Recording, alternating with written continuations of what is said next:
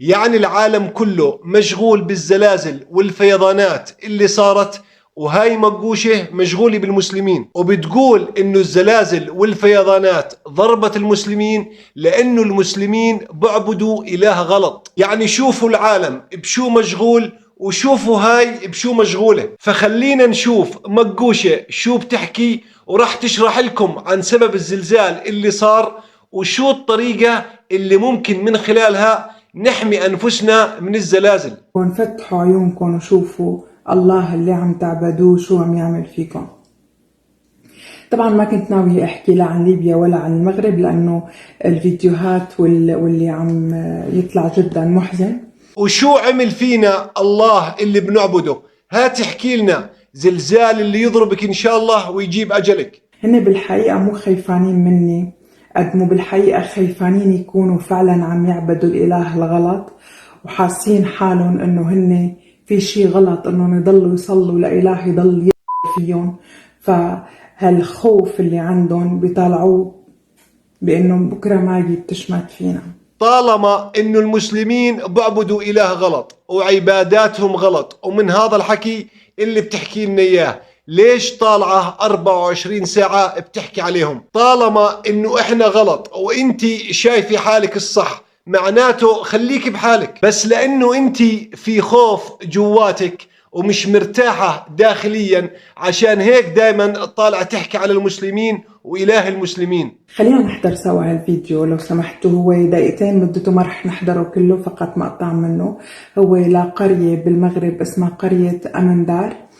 قرية فقيرة جدا، أهلها ما فيهم طبعا مسيحية أبدا، كلهم من المسلمين الملتزمين بالإسلام، ما فيهم وحدة بشعرة، كله بحجابات، وكلهم معروف عن القرية انهم حفظت قرآن، يعني ما عندهم شيء غير يذكروا قرآن. طبعا هي بتحكي عن قرية بالمغرب تأثرت كثير بالزلزال، وسكان هاي القرية عندهم تمسك كثير بالإسلام، وفيهم نسبة عالية جدا من حفظة القرآن. فخلينا نشوف مقوشة شو راح تخبرنا عن سبب الزلزال اللي صار بهاي القرية. النساء تبع القرية قبل شهرين من اليوم عملوا أمر خلى السوشيال ميديا كلها تضج فيهم، هو التالي: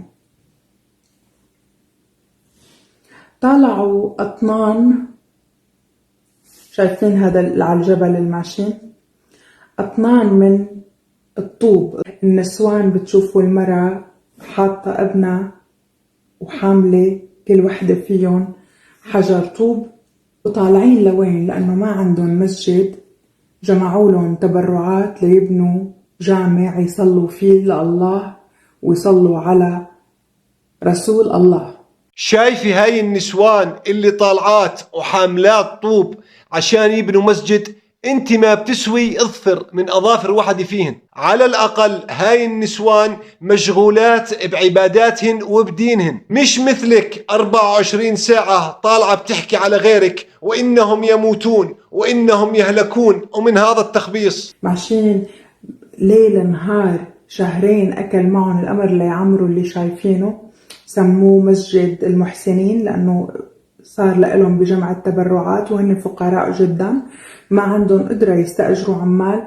والله ما هم فقراء، هذول أغنى أغنياء الأرض بنظري وبنظر كل واحد حر. هذول شرفاء، هذول النسوان ترفع لهم القبعة. هذول النسوان اللي بتحكي عليهم يا ماجي ومش عاجباتك منحطهم فوق روسنا. هذول النسوان مقامهن عالي كثير كثير، أعلى من إنه شكالك تحكي عليهن.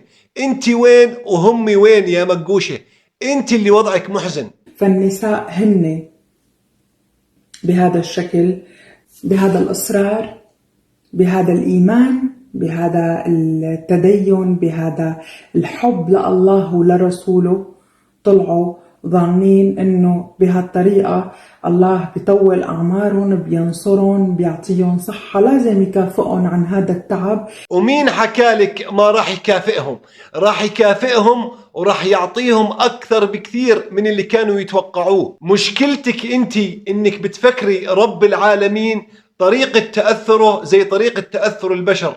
أو طريقة إحساسه زي طريقة إحساس البشر. رب العالمين مختلف تماما عن صفات البشر، فبيعاقب بطريقته وبكافئ بطريقته. أما تفكيرك المحدود فانقعيه واشربي ميته. لسه ما لحقوا يفرحوا ويصلوا فيه مات جميع سكان قرية أمندار. مات حفظة القرآن، جميع السكان. يعني انت مبسوطة على حالك كثير انك طالعة وبتحكي على الناس اللي ضربهم الزلزال وانهم ماتوا وانهم ما لحقوا يفرحوا بالمسجد اللي بنوه بهاي القرية. يعني انت ملاحظة على حالك قديش تفكيرك محدود وقديش تفكيرك فارغ وانت فارغة. يا في حدا عم يقول الجزاء بالآخرة، شو عرفك؟ شو ضمنك؟ مين وصل للآخرة ورجالك؟ ما شوفي كيف جازاهن على الأرض. ما عندكن عيون تشوفوا، ما في مخ يفكر.